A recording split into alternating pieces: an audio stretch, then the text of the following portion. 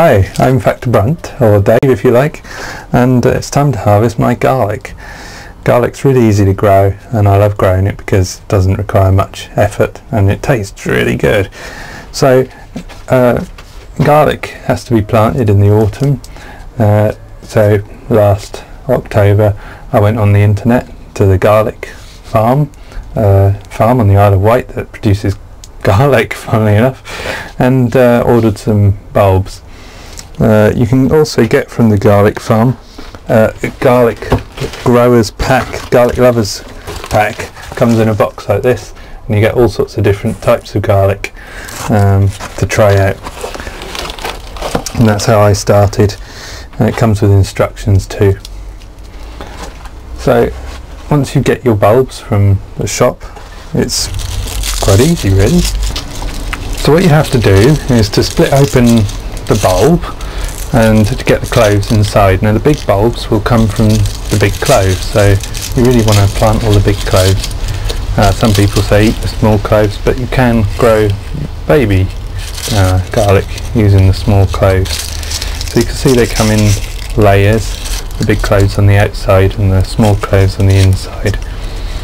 And basically what you have to do, you can see it's got a pointy end and the root end, and you have to push them into the ground like this with the root end downwards so that they'll grow up, and plant them just an inch or two below the soil.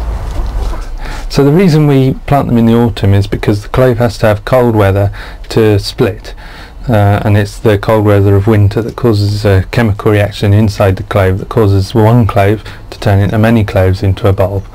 It's very clever. So come June in the summer you should have a veg patch that looks a little like this. The garlic plants were standing up, and when they're ready they flop over like this, and that tells you that it's ready to harvest. Some people say you should harvest them when the lower leaves go brown while they're still standing up. Well, as long as you get them out pretty soon so that they don't stain, it's good. So always use a fork, don't pull on them, always use a fork to get underneath the bulb and pull it out. And it's just go around the outside, loosen the soil, I'll just get underneath it.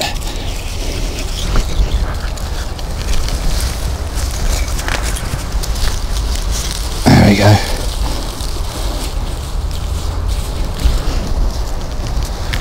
There's a nice garlic bulb. So you should never introduce your garlic to water, so always just wipe them off just with your hands. And then I use this strange architectural abomination that's part of our house for actually drying the garlic. So I poke it through here and let it in the sun for a while.